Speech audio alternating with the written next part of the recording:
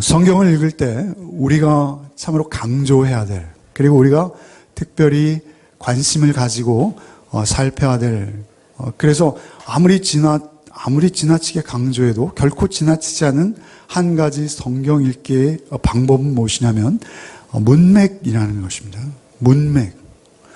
문맥을 통해서 우리는 이 말씀을 받아야 하겠습니다. 그러니까 사실은 이 비유도 우리가 사실 많이 오해하고 또 많이 주님의 말씀하시는 의도와 다르게 우리가 받는 경우가 굉장히 많습니다. 사실 오늘 우리가 이 말씀 나눔을 통해서 주께서 정말 이 비유를 통해서 우리에게 원하시는 주의 마음을 우리가 같이 느꼈으면 좋겠습니다.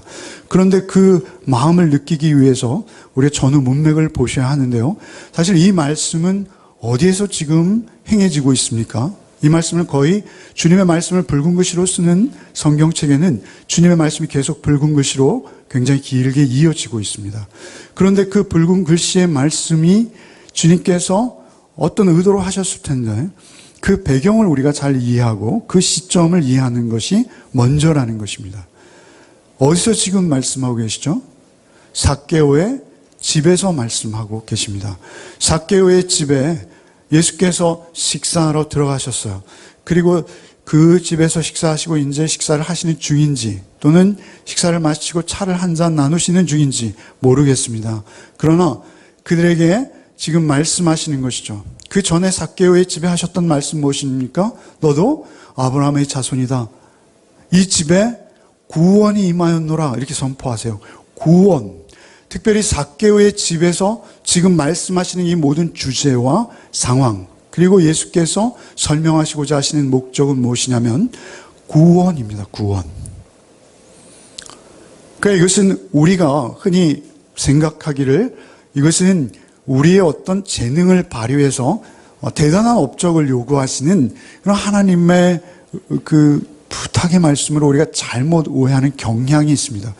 사실은 이 말씀은 우리의 구원이 어떻게 이루어지고 어떻게 성취되실 건가에 초점이 있습니다.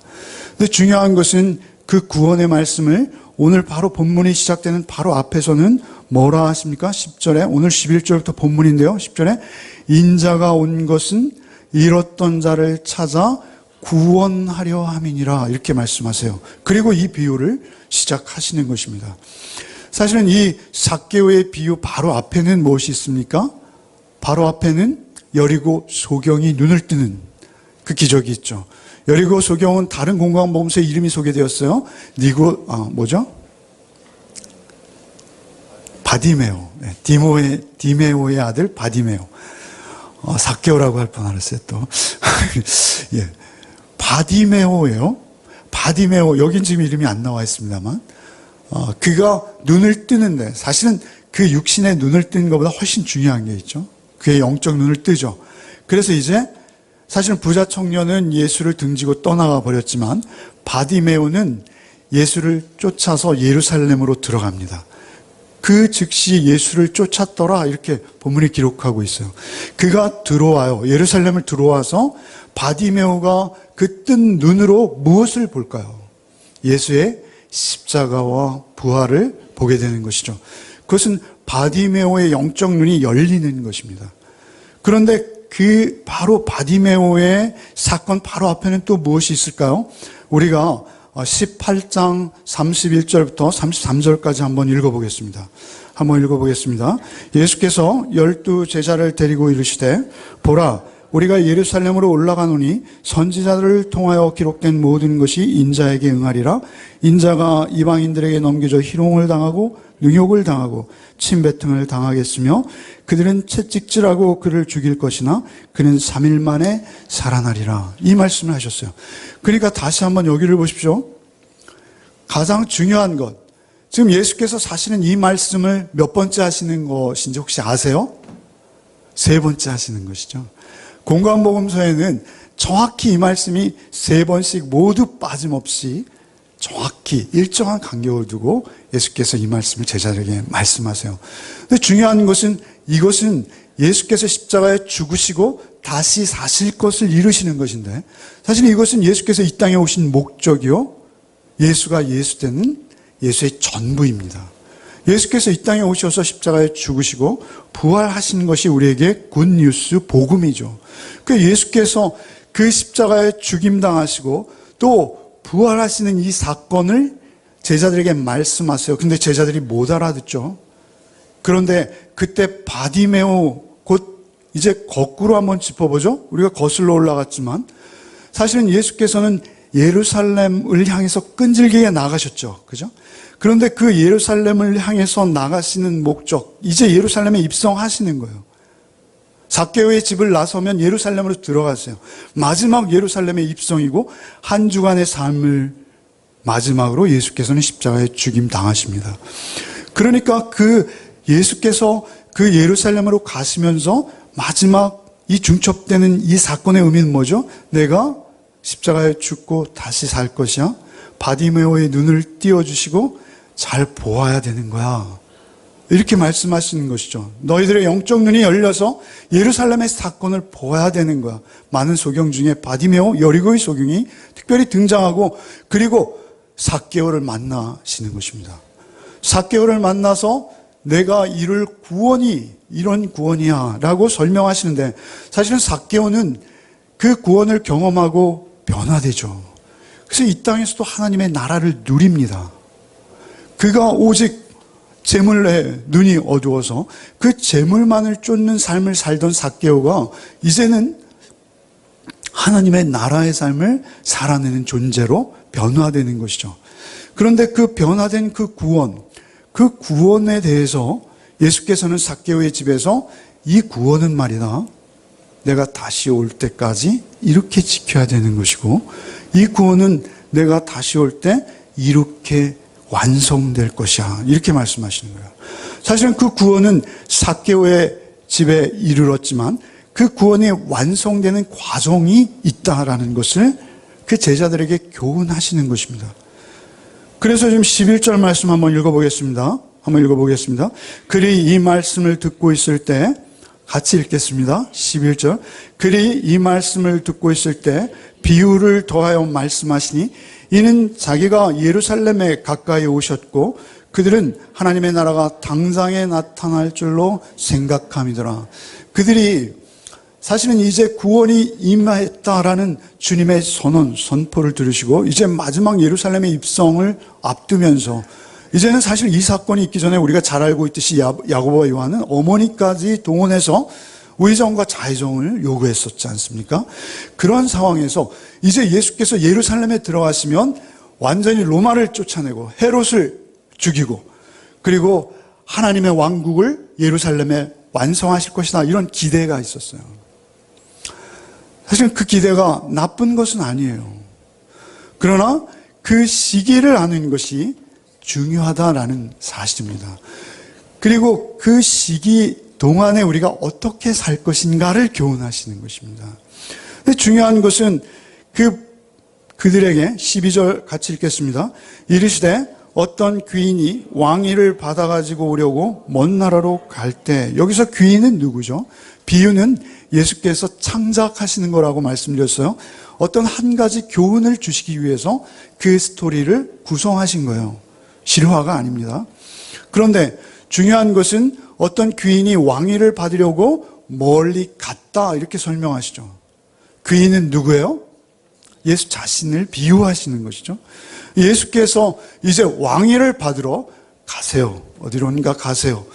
그리고 다시 왕위를 온전히 받아서 그 왕위를 성취하시고 그 왕위에 오르시기 위해서 다시 오실 것을 말씀하시는 비유인 것이죠. 그런데 그렇게 왕위를 받으러 갈 때 13절 14절 한번 읽어보겠습니다. 그 종 열을 불러 은하 10문화를 주며 이르되 내가 돌아올 때까지 장사하라 하니라. 그런데 그 백성이 그를 미워하여 사자를 뒤로 보내어 이르되 우리는 이 사람이 우리의 왕됨을 원하지 아니하나이다 하였더라. 종 10명을 불렀습니다. 그리고 종 10명에게 한 문화씩 10문화를 나누어 줬어요. 10명의 종이라는, 특별히 열이라는 숫자가 무엇을 의미하는 거예요? 늘 다른 곳에서 말씀을 드렸습니다만 완전수, 충만수죠. 이것은 우리 모두를 이야기하는 거예요. 주님께서 우리에게 모두 한 문화씩을 주시는 거죠. 무슨 무엇입니까? 우리에게 받은 은혜가 있다는 거예요. 저는 나중에 다시 보겠습니다만 그 상을 받는 자들과 그리고 죽임을 당하는 자 사이에는 뭐가 있습니까? 상을 받는 자와 죽임을 당하는 자들 사이에는 왕을 누구로 인정하느냐의 차이가 있는 거예요. 여기 놀랍게도 14절, 그런데 그 백성이 그를 미워하여 사자를 뒤로 보내어 이르되 우리는 이 사람이 우리의 왕됨을 원하지 아니하나이다. 사실 이 말씀은 그때 당시에 이 비유의 말씀을 듣고 있는 이스라엘에게 있어서는 굉장히 익숙한 내용이에요. 여러분이 가지고 있는 매일 성경 해설 왼쪽 면에 보시면 오른쪽 면이죠. 이것은 특별히 주제가 되어 있어요. 그리고 여러분에게 나누어 드린 그 주석에도 보시면 정확히 이 사건이 무엇을 빗대어 예수께서 이 비유를 만드셨는지 그 배경을 설명하고 있어요. 누구죠? 헤롯 대왕입니다. 헤롯 대왕은 에돔인이에요. 엄마는 사마리아 사람이에요. 사실은 사마리아 사람은 유대인들이 따시키고 있잖아요. 그죠? 왕따예요. 그런데 그 사마리아 사람이 유대의 피를 받았다라고 주장하면서 유대의 왕이 된 거예요. 스스로 헤롯 대왕은요. 그러니 유대인들로서는 다윗의 정통을 승계하는 그 헤롯 대왕, 그 유대인의 왕의 자리에 아버지는 에돔이요 어머니는 사마리아인 사람이 오는 것은 절대 있어서는 안 되는 일이었습니다. 그는 생명을 걸고 그것을 막을 수밖에 없었어요. 그런데다가 그의 성품은 굉장히 완악하고 폭군이어서 그가 하는 모든 정책과 정치는 유대에게 심한 해를 끼치고 있었습니다. 그렇기 때문에 유대인들은 그대로 당할 수 없어서 그 헤롯 대왕이 죽고 그 아들 헤롯 아켈라오가 왕위에 오르기 위해서는, 우리도 조선에 그랬습니다만 새로운 왕이 되면 중국에 가서 윤허를 받는다 그러잖아요. 그들도 로마에 가서 로마의 황제에게 왕위 계승권을 받아와야 되는 거예요. 그래서 그 왕위를 받으려고 가는 거죠. 그런 사건이 바로 그들 목전에 있었기 때문에 이 비유는 금방 알아들을 수 있는 비유예요. 우리가 청지기에 비해서 봤습니다만 그 왕은 악한 왕이에요. 그죠? 청지기에 비해서도 악한 청지기의 비유죠. 그런데 우리는 누구예요? 하늘 청지기입니다. 사실 굉장히 복잡한 구조가 있습니다만 그것을 여기서 다시 설명할 수는 없습니다만 예수께서는 그 악한 왕의 이야기를 끌어오셔서 당신의 선한 왕이시잖아요. 우리의 생명의 왕이시잖아요. 그 생명의 왕 대신 예수의 입장을 설명하시는데 그 설명의 주된 내용은 뭐예요? 길게 얘기했습니다만 짧은 내용이에요. 떠났다가 다시 오는데 왕을 반대하는 세력이 있다라는 거예요. 그런데 그 왕을 반대하는 세력은 누구예요? 교회 안에 있다는 것입니다. 교회 안에 있다는 거예요. 사실은 그 한 문화를 수건에 싸서 보관한 자 누구예요? 성도예요. 왜 그렇습니까? 그도 한 문화를 장사해서 잃어버리면 안 된다는 청지기 의식이 있었어요. 그래서 그 한 문화를 잃어버리면 혼날까 두려워한 거예요. 그러니까 사실은 그도 교회 멤버요, 유대의 구성원이에요. 그런데 그에게 문제가 있었던 것은 무엇이냐면 주인을 오해한 거예요. 장사의 내용을 잘못 알고 있는 거예요. 그래서 주인에게 아니란 생각으로 그저 본전만 해도 나는 구원받을 수 있으리라 라는 판단, 잘못된 판단을 한 거예요. 그에게 잘못은 무엇이냐면 장사하지 않은 거예요. 근데 그 장사의 내용은 무엇인지 다시 말씀드리겠습니다. 우리 장사의 내용도 사실 굉장히 오해하는 경향이 있어요. 15절부터 19절 한번 같이 읽겠습니다. 귀인이 왕위를 받아가지고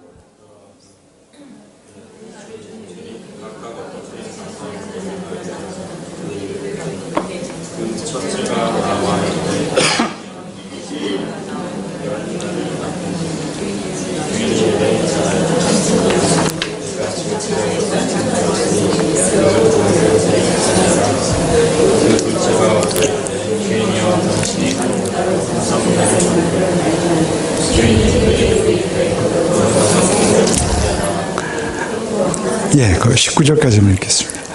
여러분에게 너무 다 아는 내용을 자꾸 아까 읽었는데 또 읽으라고 하나. 죄송합니다. 근데 사실은 읽으시는 게 좋습니다. 제가 요구할 때는 순순히 오시는 게 좋습니다. 이 내용은 사실은 너무 뻔한 내용이죠. 근데 사실은 이 예화, 이 비유에서 예수께서 말씀하시고자 하시는 주제는 이 안에 있지 않습니다. 우리는 사실 이것을 주제로 알고 있었어요. 그래서 더 많이 헌신하고 더 많이 충성하고 더 많이 헌금하자. 이런 적용이 우리에게 대부분이었다라는 사실입니다. 근데 사실은 이 말씀은 그게 아닙니다. 이 말씀은 4절이에요. 16, 17, 18, 19. 그죠? 그런데 지금 20절부터 27절까지는 그 한 문화를 수건에 쌌던 종의 이야기예요. 전부가. 그러니까 절수로만 해도 지금 뭐 10골, 5골 받은 그들은 4절이에요. 분량이. 근데 이것을 말씀하시는 이유는 그 수건에 쌓아두었던 한 종의 문제점을 지적하시기 위해서 이 말씀을 등장시키시는 겁니다. 사실은 20절부터 19절 이후에 20절부터 마지막 27절까지 전개되는 그 내용이 우리가 그 왕위를 받아 가지고 오시기 위해서 떠난 사이에 우리가 이렇게 하면 안 된다라는 것을 교훈하시는 거예요. 사실은 내용이나 모든 분량에서 더 많다는 것입니다. 한 종은 주님께 나와서 또 엉뚱한 모습을 보이고 있습니다. 20절부터 한번 읽어보겠습니다. 또 한 사람이 와서 이르되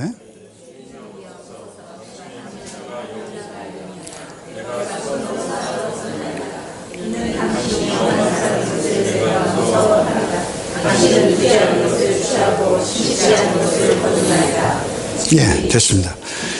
그러니까 이 한 사람이 나와서 예수께 한 이 말은요, 사실은 이 교훈에 가장 중요한 단서들을 제공하고 있습니다. 제일 중요한 것은 그가 주인을 오해한 거예요. 그러니까 우리가 예수를 믿으면서도, 특별히 교회 안에서도 우리가 예수를 오해할 수 있습니다. 주인을 어떻게 오해했습니까? 한번 보시죠. 이는 당신이 엄한 사람인 것을 내가 무서워함이라. 당신은 두지 않은 것을 취하고 심지 않은 것을 거두나이다. 두지 않은 것을 취하고 심지 않은 것을 거두나이다. 그러자 주님께서 악한 종아, 내 말로 너를 심판하니 너는 내가 두지 않은 것을 취하고 심지 않은 것을 거두는 엄한 사람인 줄로 알았느냐? 잘못 알았다. 이 말씀하시는 거예요. 그 중요한 것은 우리가 주님을 어떤 분으로 아는가는 굉장히 중요하고 우리의 구원에 관련되어 있어요. 구원에 관련되어 있다는 것입니다. 우리의 삶의 정황과 모습이 주님을 어떤 분으로 이해하고 있는가에 따라서 굉장히 달라질 수 있다는 사실을 우리에게 교훈하시는 것입니다. 주인이 악한 종아, 내가 내 말로 너를 심판하는 너는 내가 두지 않은 것을 취하고, 두지 않은 것을 취한다는 것은 당시 사람들에게 아주 익숙한 편이라고 합니다. 이것은 고리대금업자예요. 심지 않은 것을 거두는 이 사람은 악덕지주예요. 자기가 심지도 않고 사람들에게 많은 소장료를 요구하는 악덕지주가 떠오릅니다. 그들에게는. 그렇다면 주인을 그런 악한 사람으로 본 거예요. 불의한 사람으로 본 거예요. 그러나 주님께서 어떻게 하십니까? 그런 줄 알았느냐? 라고 반문하시는 것은 사실은 심지 않은 것을 거두는 분이 아니시고 주님은 심는 분이십니다. 그죠? 저희 홈페이지에 가면 분당 우리 교회 제가 가서 설교한 거기 있죠. 그게 배경이 무엇이냐면 헬라인들이 예수께 와서 뵙기를 청할 때 예수께서 내가 이제 영광 받을 때가 되었다 하시고 십자가 지러 가시는 거예요. 십자가 지러 가시면서 하시는 말씀 뭐예요? 요한복음의 표현으로 하면 한 알의 밀이 땅에 떨어져 죽지 아니하면 한 알 그대로 있고 죽으면 많은 열매를 맺느니라, 이 말씀으로 대표되는 것이죠. 인자의 온 것은 섬김을 받으려 함이라 도리어 섬기려 하고 자기 목숨을 많은 사람의 대속물로 주려 함이라 라는 그 말씀과 똑같은 말씀입니다. 예수께서는 심으시는 거예요. 사실은 우리가 이 말씀을 들으면서 예수는 뭐 다시 살아나실 거니까, 그죠? 우리는 부활을 안 믿습니까? 우리도 부활을 믿습니다. 그런데 왜 못 심을까요? 사실은 그것은 믿음으로 다 심어야 하는 것입니다. 그래서 예수께서는 심지 않은 것을 거두는 엄한 사람으로 안 거예요. 그러니까 그는 곧 어떤 자요? 예수 십자가의 은혜를 못 믿은 자예요. 교회 안에 있지만 예수를 어떤 자로 보는 거예요? 엄격한 주인으로 보고 그에게 내가 돌릴 영광은 없는 거예요. 그냥 그는 그로 구원의 수단쯤으로 여기고 두려워하며 묻어두는 거예요. 장사하지 않는 거예요. 그런데 예수께서는 장사하라 말씀하십니다. 12절에 종 열을 부르셨어요. 7명 말하지 않으세요. 그러나 지금 이 구도는 말이죠, 장사 한 사람과 장사하지 않은 사람으로 비유되고 있어요. 그런데 여기서 우리가 장사의 개념을 잘 알아야 돼요. 성경에서는 우리가 하는 상업행위, 우리가 하는 사업에 대해서 긍정적인 표현도 없지 않습니다. 그러나 성경에 훨씬 많은 부분이 우리가 장사하는 상업행위에 대해서 굉장히 위험스럽게 언급하세요. 왜 그렇습니까? 장사하는 행위가 우리를 죄에 빠지게 하고 타인을 착취할 수 있고 거짓말을 할 수 있다는 거예요. 그래서 장사는 상당히 부정적인 영역으로 많이 성경에 등장하고 있어요. 야고보서 5장 보시면 어떻게 합니까? 내가 이 도시에 가서 장사하고 저 도시에서 장사하리라, 이렇게 말하죠. 그런가 하면 또 뭐 디모데 전서나 여러 곳에서 제가 성경을 너무 많이 얘기하면 예, 그래서 그 장사하는 것이 오히려 일만하게 뿌리라고까지 주님 말씀하세요. 그러니까 여기서 장사는, 성경을 여러분 읽어보십시오. 성경에서 여러분에게 아니면 성도에게 큰 돈 벌어야 돼, 한미천 잡아서 하나님께 영광 돌려, 이런 말씀이 있습니까? 성경에서 너희 높은 지위에 올라가야 돼, 영향력을 끼쳐야 되기 때문에 너희가 많은 사람에게 자랑이 되고 인정받아야 돼, 이런 이야기 있습니까? 예수의 제자들이 그런 삶을 살았습니까? 그렇지 않다는 것입니다. 장사하는 내용은 무엇입니까? 장사하는 내용은 오직 한 가지예요. 그것은 예수의 모습으로 우리의 삶을 감당해내는 것입니다. 결론부터 말씀드리면 그렇습니다. 사실 그 한 문화씩을 주었다 하죠. 한 문화는 우리 지금 액수로는 어느 정도 액수냐면요, 우리 그 총신의 신현우 교수님, 누가복음을 어떻게 읽을 것인가 라는 책을 쓰셨는데요, 총신의 신현우 교수님은 한 문화는 지금 한국 돈으로 한화로 환산하면 최소 500만 원, 최대 1000만 원입니다. 1000만 원, 최대 1000만 원이에요. 그분이 그렇게 환산하셨어요. 작년에 출간하신 책에서. 그러면 그 돈을 한화로, 현재 우리가 통용한 한화로 최대 1000만 원이라면 1000만 원이 크십니까? 장사하기에는 작아요. 그죠? 사실은 뭐 붕어빵 같은 거 이렇게 하는데도 상당한 미천이 들더라고요. 우리가, 저는 물론 돈이 없으니까 1000만 원이 굉장히 커 보입니다. 여러분도 1000만 원이 커 보이실 줄 압니다. 우리 뭐 다 비슷비슷해요. 근데 중요한 것은 그 1000만 원을 주고 가신 거예요. 그리고 예수께서 오셔서 그들에게 뭐라 하십니까? 작은 것에 충성했다, 이렇게 말씀하시죠. 작은 것. 성경에, 영어 성경에는 little, smallest 이렇게 표현돼요. 그러니까 아주 작은 거예요. 굉장히 작은 걸 주고 가셨다는 거예요. 그런데 그걸 가지고 열심히 장사했다는 거예요. 그래서 지금 두 부류가 나타나는데 하나는 충성하고 하나는 불충했고요. 하나님의 사랑에 대해서 순종하는 자의 태도로 살았고요. 하나는 두려움으로 기피하는 그러한 태도로 살았다는 그 두 부류를 나누시는 거예요. 23절부터 한번 읽어보겠습니다. 23절부터 읽겠습니다. 그러면 어찌하여 내 돈으로 은행에 맡기지 아니하였느냐? 그리하였으면 내가 와서 그 이자와 함께 그 돈을 찾았으리라 하고 곁에 섰는 자들에게 이르되 그 한 문화를 빼앗아 10문화 있는 자에게 주라 하니 그들이 이르되 주여 그에게 이미 10문화가 있나이다. 주인이 이르되 내가 너에게 말하니 무릇 있는 자는 받겠고 없는 자는 있는 것도 빼앗기리라. 예수께서 이렇게 말씀하신 이유가 뭘까요? 그러면 어찌하여 내 돈을 은행에 맡기지 아니하였느냐?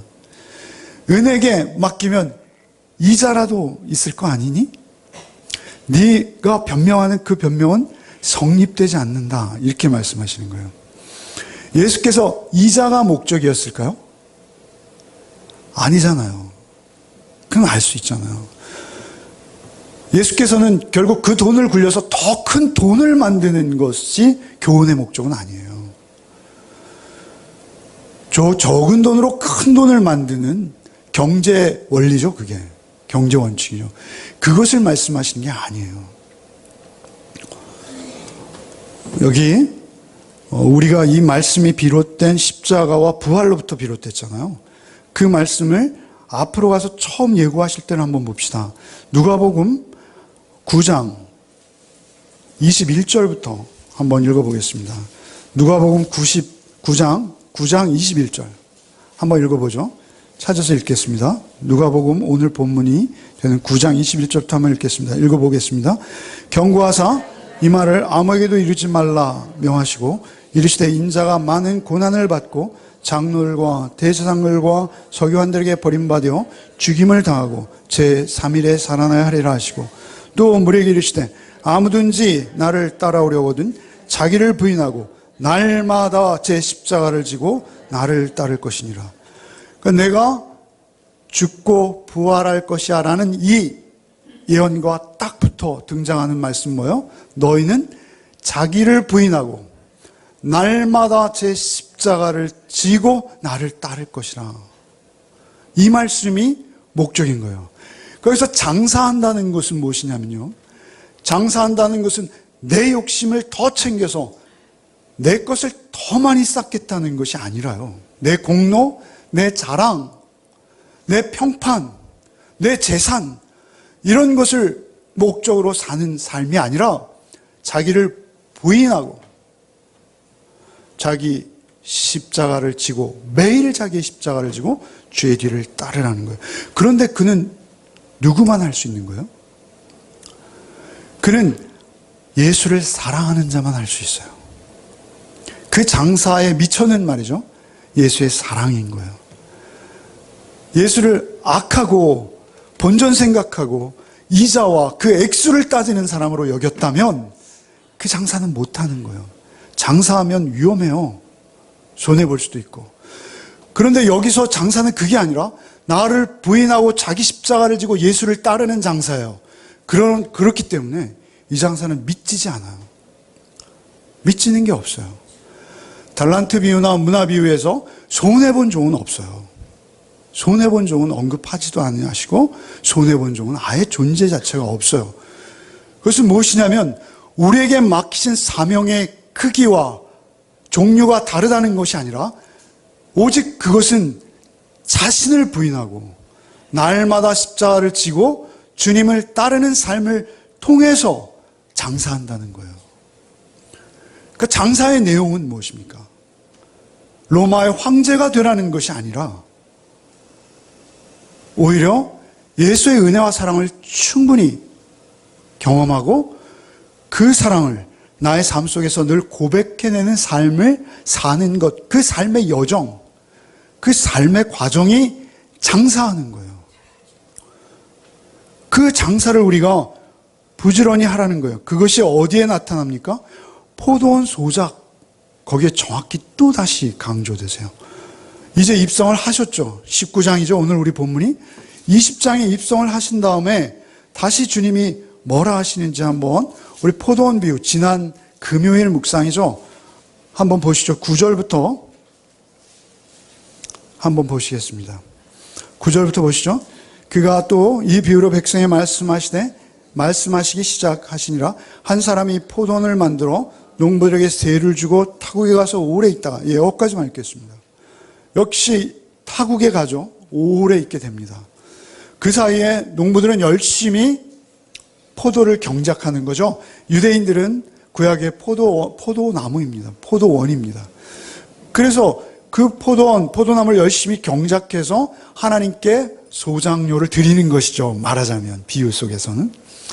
소장료가 많고 적고를 말씀하시는 거 아니에요. 그죠? 금요일 묵상에 보시면 소장료가 몇 근이냐를 따지지 않으세요. 중요한 건 소장료를 주인에게 안 주고 자기가 차지하는 거예요. 사실은 왜 교회 지도자를 향한 책망으로 이렇게 크게 부각될까요? 교회 지도자들이 제일 먼저 그것을 범하기 쉬워요. 열심히 신앙생활하고 교회 생활했는데 어느 날 보니까 담임 목사님이 하나님보다 더 존귀해 보여요. 그럴 수 있다는 거예요. 유대인, 저도 상당히 두려운 부분입니다. 물론 저를 존경하시는 분은 한 분도 없는 것을 제가 잘 압니다. 근데 중요한 것은 예수께서 지금 목적하시는 바는 목적하는 무엇이냐면 그 장사해야 된다라는 것과 그 장사의 소장료를 하나님께 드려라, 이 말씀입니다. 여러분, 포도나무 가지된 우리가 맺는 열매가 뭐죠? 사랑과 희락과 화평과 오래 참음, 자비, 양성, 충성, 온유와 절제와 같은 예수 따라가는 삶의 모습인 것이죠. 우리 자신이 열매인 거예요. 우리가 이 땅에 무언가를 성취해내서 연예인 대상을 수상하고 그걸 열매라고 하나님께 드리는 것은 사실은 우리가 잘못 이해한 거예요. 우리에게 오직 이해돼야 될 것은 뭐였어요? 축구공을 하나 더 넣고 그것이 하나님께 영광이 아니라 우리가 나를 부인하고 우리가 내 십자가를 지고 우리가 스스로 낮아지는 그 모습, 공동체 속에서, 그리고 그 낮아짐이 그냥 낮아짐이 아니라 예수의 영광을 드러내는 낮아짐. 그래서 우리 큐티 테이블에서 사실은 우리의 잘못을 드러내고 있지만 그 잘못 드러내는 게 더 은혜스럽죠. 더 영광스럽죠. 그리고 그 깨끗해진 심령 가운데 임하시는 성령의 놀라운 그 아름다우심을 우리가 보잖아요. 서로 나누잖아요. 우리 그리스도인은 무엇이냐면 우리의 삶을 통해서 하나님 앞에 내 자랑을 세우는 것이 아니라 하나님 앞에 하나님이 나에게 어떤 분이시고 나에게 어떤 사랑으로 오셔서 나를 통해 어떤 사랑 열매를 요구하시는지를 드러내는 삶을 사는 게 장사하는 거예요. 그래서 많이 남겼냐 적게 남겼냐 묻지 않으세요. 장사하면 무조건 합력하여 선을 이루게 하시는 거예요. 그것은 무조건 남는 장사인 거예요. 그런데 그 장사하지 않거나 소장료를 내지 않은 자 어떻게 돼요? 오늘 27절 한번 읽어보죠. 그리고 내가 왕됨을 원하지 아니하던 저 원수들을 이리로 끌어다가 내 앞에서 죽이라. 이 포도원 비유의 비유를 한번 오늘 지금 펴놓으셨잖아요. 18절 한번, 17, 18절. 포도원 비유 20장 17, 18절 한번 읽어보겠습니다. 한번 같이 읽겠습니다. 그를 보시며 이르시되 그러면 기록된 바 건축자들의 버린 돌이 모퉁이의 머릿돌이 되었느니라 함이 어찌미냐. 무릇 이 돌 위에 떨어지는 자는 깨어지겠고 이 돌이 사람의 위에 떨어지면 그를 가루로 만들어 흩으리라. 무서운 경고의 말씀이에요. 사실 이 돌은 누구세요? 역시 예수님이시죠. 건축자들이 버렸어요. 그 당시의 종교 지도자들. 이 건축자들은 헬라어로요, 많은 성경 지식을 가진 자라는 의미와 닿아 있어요. 많은 성경 지식을 가지고 구약의 선지자들이 예언한 대로 메시아가 오실 것을 아는 그들이 메시아가 정작 왔을 때 메시아를 메시아로 인정하지 못하는 이유는 뭐예요? 자기 자랑이에요. 자기 기득권이고 자기 자리예요. 자기의 죄악이 드러나는 게 있을 수 없는 일이에요. 그 앞에 회개할 수 없어요. 앞에 돌이킬 수 없어요. 오직 그들이 내세워야 되는 건 나는 이렇게 옳은 일을 많이 했습니다, 이거예요. 그런데 옳은 일을 많이 하고 적게 한 것 중요합니다. 그러나 그 옳은 일의 행위의 모든 근거와 동기와 뿌리가 예수로 드러나야 합니다. 인간으로 드러나는 게 아닙니다. 그래서 그 열매는 다른 거예요. 그래서 그 돌 위에 떨어지는 자는 가루가 되고 그 돌이 그 위로 떨어지면 또 역시 가루가 되리라. 얼마나 끔찍한 말씀입니까? 결국 우리의 모든 사역이 십자가를 들이대보면 판단난다는 것입니다. 우리의 모든 삶의 동기가 정말 나를 위한 것인지 십자가의 은혜의 고백인지는 십자가가 심판한다는 거예요. 예수 자신이 우리를 심판하시고 우리 자신이 스스로 나의 정체를 드러내게 된다, 이것을 말씀하시는 거예요. 예수의 십자가가 예루살렘에 오셨어요. 그러자 그 십자가 앞에 정말 자신을 벌거벗고 그 십자가의 은혜 앞에 자신을 복종시킨 자들은 누구였습니까? 그때 당시에 존경받고 사회의 모든 존경과 사랑을 한 몸에 받고 있던 그들은 전혀 예수의 곁으로 오지 못했던 이유가 무엇일까요? 예수의 은혜와 상관없어지는 것입니다. 예수께서 우리에게 바라시는 열매가 사랑과 희락과 화평이듯이 역시 이 장사의 성격은, 여기서 문화 장사의 성격은 무엇입니까? 주님 닮은 모습으로 주의 성품을 쫓아 나를 부인하며 매일 십자가를 지고 주의 뒤를 쫓은 자에게 진정한 사랑과 평안과 의가 따라온다는 것이죠. 그러나 그것은 지도자들만의 잘못이 아니에요. 우리 여기 앞에 예수께서 입성하실 때, 우리 요 뒤에, 우리 본문 바로 뒤에 예수께서 입성하실 때 19장 38절 한번 보시죠. 19장 38절 한번 읽겠습니다. 이르되 찬송하리이다 주의 이름으로 오시는 왕이여. 여기까지 읽겠습니다. 그들은 예수를 왕으로 인정했어요. 찬양했어요. 예수님 입성하실 때. 그죠? 그런데 지금 오늘 문화의 비유의 주제는 뭐예요? 왕으로 인정하는 자와 왕으로 인정하지 않는 자로 갈라지는 거예요. 사실은 뭐 10고울, 5고울이 중요한 것이 아니라 두 부류가 있는 거예요. 두 부류. 두 부류만 있는 거예요. 한 부류는 장사를 한 부류와 한 부류는 장사도 안 한 부류만 있는 거예요. 근데 중요한 것은 그때 그 백성들이 왕으로 예수를 찬양했어요. 그런데 그들은 바로 성도요, 교회 안에 속한 자들이에요. 근데 그들이 곧 어떻게 예수를 향해 외칩니까? 바라바를 내어주고 예수를 십자가에 못 박으라 외치는 거예요. 오늘날 우리가 민주주의를 하죠. 민주주의의 수준을 우리가 이야기합니다. 저 지도자 놈들이 나쁜 놈들이야. 사실은 그렇게 욕하는 본인은 어떤가요? 우리가 만들어낸 지도자예요. 우리가 세운 지도자고요. 우리를 대표하는 지도자예요. 우리의 수준인 거예요. 지도자의 수준이 우리의 수준인 거예요.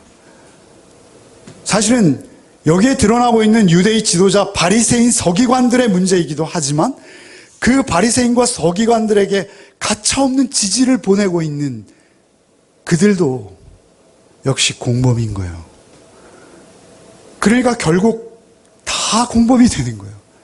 하나 외 없이 우리 모두는 예수를 십자가에 내어준 자들이 돼버리는 거예요. 그래서 예수께서는 십자가 위에서 저들은 저들이 하는 것을 알지 못하오니 주여 저들의 죄를 용서하소서라고 말씀하실 수밖에 없는 거예요. 그렇게 십자가에 못 박힌 예수를 향해서 너는 우리의 왕이 아니다라고 외치는 그들을 다시 회복시켜서 당신이 왕됨을 그들이 깨달아 알고 돌이켜서 주님이 오시는 날 구원 얻게 하시기 위해서 이 비유를 베풀고 계신 거예요. 포도원의 비유도 역시 동일한 목적으로 예수께서는 우리에게 말씀하고 계신 것입니다. 우리는 늘 우리의 정체를 봐야 돼요. 우리 개혁이 뭐예요? 개혁은 남을 개혁시키는 게 아니라 내가 개혁되는 게 개혁인 거예요. 개혁주의는 뭐예요? 우리가 개혁주의 하는데요. 개혁주의라는 것은 무엇이냐면 내가 하나님의 그 불가항력적인 은혜가 아니고 구원받을 수 있는 전적 타락한 죄인의 본성이라는 것을 날마다 인정하고 오직 예수의 견인, 예수께서 나를 그 은혜로 그 나라에 이르기까지 이끌어 주실 것을 믿는 게 개혁주의예요. 그런데 그 개혁주의가 사실은 나의 전적인 부패와 타락보다는 자꾸 그 위에 우리를 포장하는 일쪽으로 나는 의롭고 너는 부당해 라고 정죄하는 쪽으로 서로 싸우고 있다는 것이죠. 우리는 사실은 나를 개혁해야 돼요. 우리의 욕심과 우리의 기득권과 우리의 이해관계로 우리가 왕이 아니라 우리가 종인 것을 인정하고 그 왕 대신 예수 앞에 무릎 꿇는 거예요. 겸손히. 예수의 은혜만을 붙드는 거예요. 끝없이 자기 사랑에 빠지는 자들이 있고요. 예수의 은혜만을 붙드는 자들이 있는 거예요. 두 부류만 나뉘는 거예요. 우리가 그리스도인 된 삶을 사는 가장 큰 힘의 근원 어디서 나옵니까? 그것은 오직 예수의 은혜로 작은 일에 충성하는 거예요. 그래서 주님께서 오셨을 때 나는 예수의 이름으로 이것도 하고 저것도 했습니다 하는데 나는 너를 모른다 하시고 오히려 냉수 한 잔을 대접한 그에게 나에게 친절을 베풀었다라고 인정해 주시는 이유가 뭘까요? 그것은 그의 동기를 보시는 거예요. 큰 일, 작은 일을 보시는 것이 아니라 그의 동기와 삶의 뿌리를 보시는 거예요. 그 존재의 변화를 보시는 거예요. 그 태도의 근본 바탕을 보시는 거예요. 우리의 삶의 모든 동기와 원인이 오직 예수 사랑 되시기 바랍니다. 성령께서 우리를 붙들어 주실 때만 가능하시죠. 성령이 우리를 인도하시지 않으면 우린 그런 삶을 살 수 없어요. 성령이 찾아오시면 그 은혜가 너무나 고맙고 놀랍고 감사해서 우린 그 장사를 하게 되는 거예요. 그리고 그 장사의 이윤에 불문하고 내가 그 장사에 참여할 수 있었으므로 감사하는 거예요. 그리고 그 장사의 대열에 나를 동참시키신 예수만을 높이고 이 모든 것은 내가 한 것이 아니라 예수께서 하신 것입니다. 나의 자랑은 모두 배설물로 여기고 주님께서 나를 사랑하셨기에 내가 감히 주님을 흉내내는 이러한 삶을 살게 되었는데 이것은 모두 죄의 공로입니다. 제 작은 삶을 주님께 드립니다. 이것은 끊임없이 주님 앞에서 나를 부인하고 자신을 비워내고 낮아지고 자신을 스스로 예수의 은혜 앞에 개혁시켜서 나를 말씀 앞에 쳐서 복종시키는 자만 이룰 수 있는 삶이요. 성령께서 오셔서 그 큰 사랑으로 주체할 수 없는 눈물이 나의 눈에 마르지 않게 하시는 그 은혜 받은 자만 살아내게 되는 삶이라는 사실입니다. 여러분의 삶 속에서 여러분의 배우자를 섬기고 자녀를 섬기고 또 여러분의 삶을 살아가는 모든 이유와 동력이 오직 그 은혜 안에 있는 여러분이 되시길 바랍니다. 그래서 여러분이 맺은 열매가 크고 많고를 떠나서 하나님께서 바라시는 바로 그 열매가 되는 복이 우리 열매 맺는 교회에 맺히기를 축원합니다. 그렇지 않고서는 우리가 인간적인 욕심과 세상의 욕심을 쫓아서 세상 사람과 다름없이 그러한 영광을 추구하다가는 우리도 역시 장사는 하나도 못 해보고 주님 앞에 설 수밖에 없는 자들이라는 것을 잊지 아니하시고 오직 예수만을, 예수의 은혜만을 깊이 묵상하시는 히브리서 3장 1절 예수를 깊이 생각하라. 어떤 예수요? 대제사장이신 예수를 깊이 생각하라. 이 말씀이 이 사순절을 지나는 여러분의 말씀이 되시기를 바랍니다. 94장 찬송가 하고 제가 기도하고 마치겠습니다.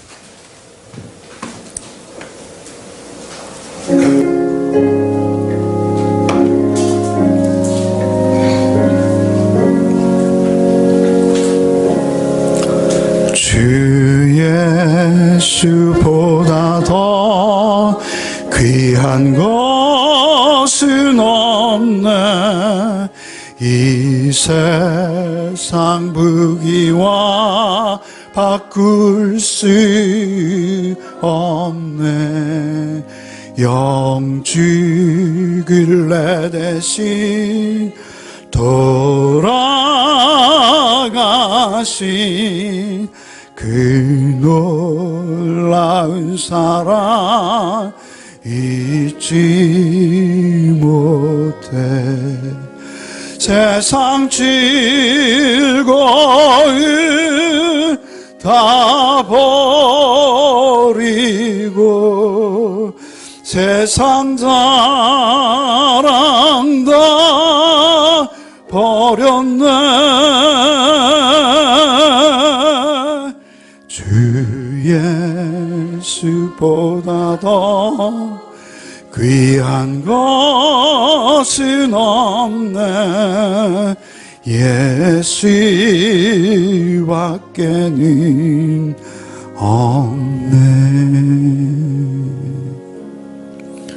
주 예수보다 더 귀한 것은 없네. 이 세상 명예와 바꿀 수 없네. 이전에 즐기던 세상 일도 주 사랑하는 마음 뺏지 못해. 세상 즐거움 다 버리고 세상 자랑 다 버렸네. 주 예수보다 더 귀한 것은 없네. 예수밖에는 없네. 주 예수보다 더 귀한 것은 없네. 이 세상 행복과 바꿀 수 없네. 유혹과 핍박이 몰려와도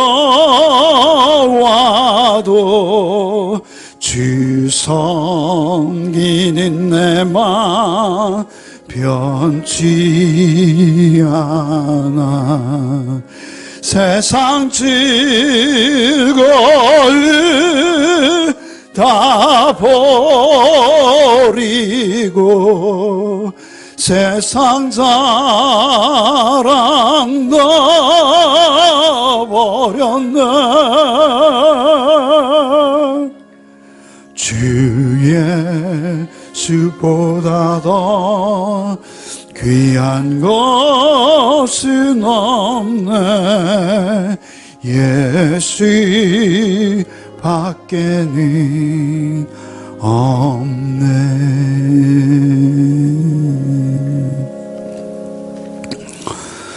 주님, 우리도 주의 사랑을 잊은 채, 주의 은혜를 잊은 채 우리에게 주신 것들을 꽁꽁 싸서 묻어놓고 주님의 심판대 앞에 설 날을 기다리는 자 되지 않게 하여 주옵소서.